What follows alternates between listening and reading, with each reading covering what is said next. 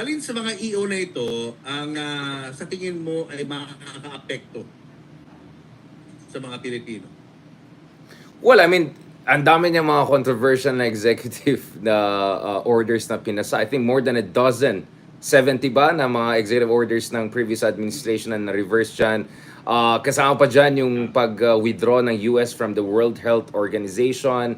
Kasama din dyan yung withdrawal of the United States from the Paris Agreement. So major implication ito sa global health policy, major implication ito sa climate change. Pero para sa akin, hindi lang sa executive order, no? Pero sentro ito doon sa kanyang talumpati kanina, inauguration speech kanina, yung kanyang border policy that the United States will deal decisively doon sa kanilang immigration emergency, no? At yung kanyang proverbial wall, or maybe not so proverbial wall, he will double down on that. And yung policy niya, stay in Mexico, meaning yung mga immigrants na papunta sa Pilipinas galing sa Mexico, ibe-pressure niya yung Mexican government to keep them staying there. So if you look at it, malaking implication, unang-unang malaking implication sa Pilipinas dun sa mga unang mga hindi lang executive orders, pero dun sa kanyang central message, which sets the tone for his next 4 years of presidency, is yung kanyang strict approach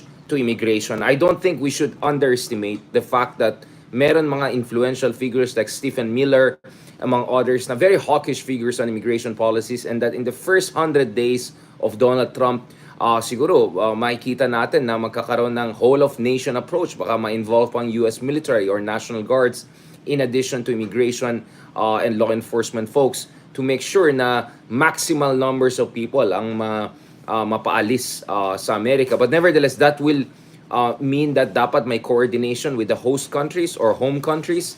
I think overall, ang estimation dito is ang uunahin dyan ay yung mga illegal immigrants from, El Salvador, Nicaragua, Haiti, Central American, Caribbean countries. But eventually, ang mga issue dyan is dun sa mga hundreds of thousands sa mga Filipino na illegal immigrants potentially, and close to 1 million Indian American na also in the gray zone area. Dito papasok yung diplomacy and geopolitics. Kaya mahalaga po yung trabaho ng ating ambassador, Romualdez, sa Amerika. Well, as much as he's encouraging yung mga ibang TNT natin ng kababayan na umuwi, we know that of course this is not an option for a lot of our folks. So maybe behind the scenes, we also have to talk to the Americans and make sure na pagdating sa implementation ng immigration policy na yan, dahil we're talking about millions and millions of people, sana hindi unahin or pinaka-targetin ang mga Pilipino, because there are millions of others from other countries. I know this sounds selfish, but that's what diplomacy is all about. Unahin mo yung interest ng inyong kababayan. So let's see how that will work. Kasi mahalaga na tayong bansa sa Amerika, sa mga kasalukuyan ng mga taon in the years to come. President Trump, a while ago dun sa kanyang inauguration speech, sabi na, I want to be a peacemaker. And of course, palakpakan lahat, including his predecessor, Biden, dun sa Gaza issue.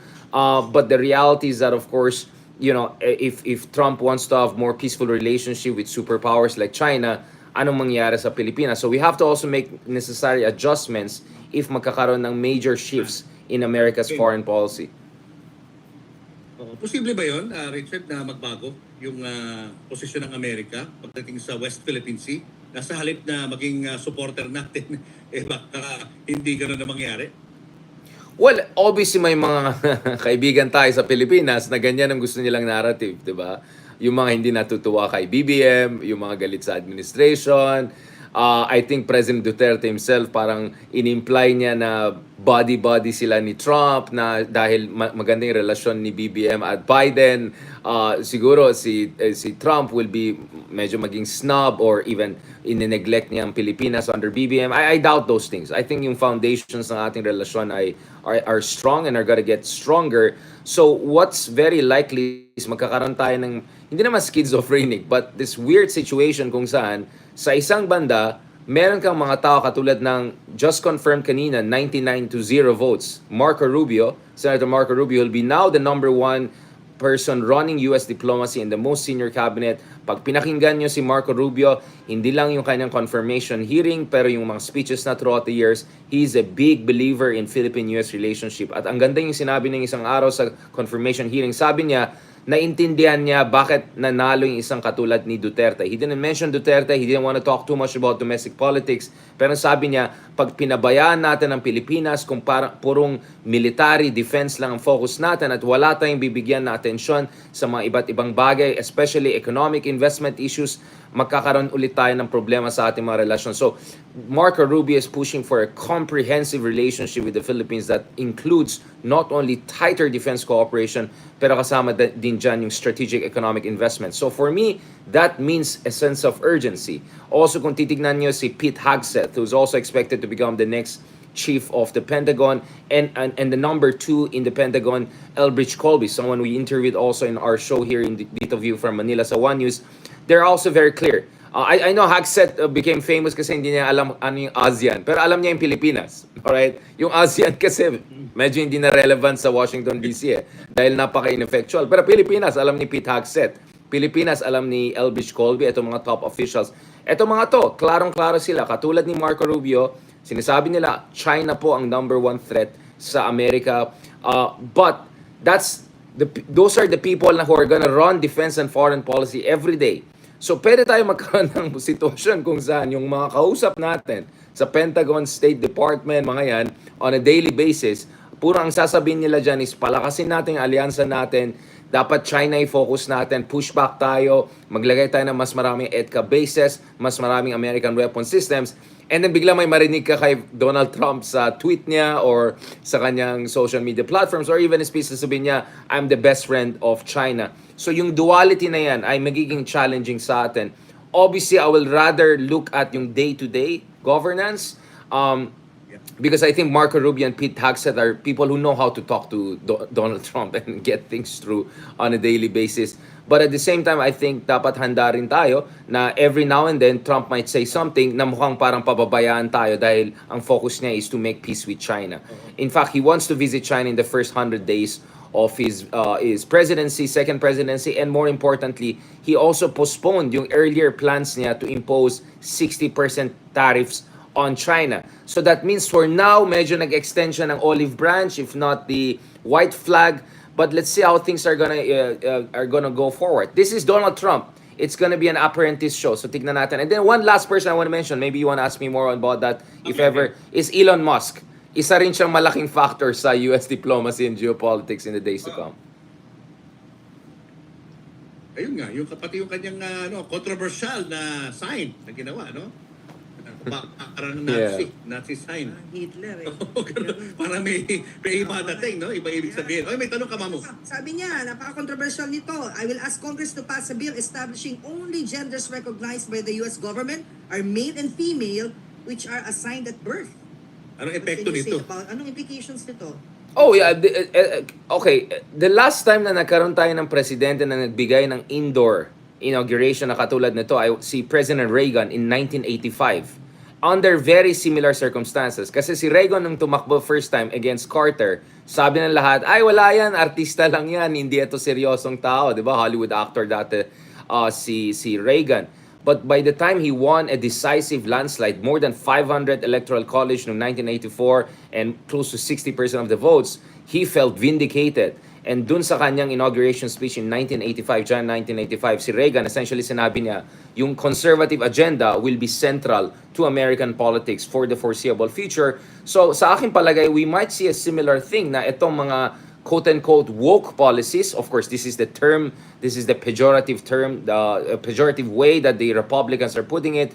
But others would say progressive policies. For instance, yung critical race theory, yung mga pag-aaral ukol sa gender and sexuality, fluidity, essentially more liberal way of understanding your body and your history. Talagang sigurado ng Trump administration will push back against that very aggressively. We already saw that in previous years. Florida and a couple of conservative states na aligned kay Trump pushing back against educational curriculum which they felt was too woke, right? And now with Trump on top of the Hill, essentially, meron na siya yung puwersa na kailangan niya to push aggressively back against federal funding for any educational program or any federal funded program na sa kanilang palagay ay too much woke. So ito po yung culture war. We have been seeing this in America for a very long time. Culture war between a much more progressive liberal America and at the same time a much more conservative and now MAGA America. This has been going on, and sa aking palagay this will be very intense in the days and the months to come. So this culture war is not going to go away anytime soon. All right. Thank you so much for the insights, Professor Richard Haydarian. Maraming salamat. Salamat po. Intense is the word. Thank you very much. O ito, Papu, Okay. Oo nga, may dadagdag lang ako maamo, no? Pasadahan lang. Okay guys, ayan pa. Shorter pala than I thought. Anyways guys, maraming salamat sa lahat ng mga nanonood sa atin. Thank you very much. Great speech, great speech. Yan, woke na naman sabi ni Julian. Ayan na naman tayo eh. Kung ako woke kay DDS, so woke na lang ako. No. Obviously, let's see how things are gonna develop. Actually, I have to just write something on this. Mamaya balikan natin. Let's talk about opposition, Philippines, how we're gonna deal with Trump more extensively mayang gabi sa ating meta, guys. And then, of course, bukas naman kasama po natin si Congressman Percy. Pag-usapan naman natin yung impeachment complaint laban kay Sara Duterte. At ito yung sinasabi ko na anong dapat gagawin ng opposition in terms of balancing. Meaning, sa isang banda, of course, dapat hindi natin hayaan na yung kasalukuyan na administration na gagawa ng kung ano ng kababalakan. Pero at the same time, wag din natin kalimutan na pag bumalik ang mga Dutertes or yung potential pagbabalik ng mga Dutertes will have massive ramifications for our country. So on that note, thank you very much guys sa mga nanonood sa atin. Balikan namin kayo later on tonight for our meta, and then tomorrow balik tayo dun sa mga interviews natin. We're trying to also arrange interviews with other important people, and then of course next week among others, hopefully God willing, ituloy na rin natin yung second part ng ating kapihan, yung meron tayo sa Kape Adriatico. So I'm just trying to negotiate that. Hopefully if we can get Senator Riza Ontiveros or someone else for the next one. Otherwise we'll have her on the next one. But we want to put top experts together, Dr. J. Batumbakal, Justice Carpio, among other things. So while we're looking at this, we're also looking at the other important mga platforms na gusto natin gawin at saka mga kapihan, right?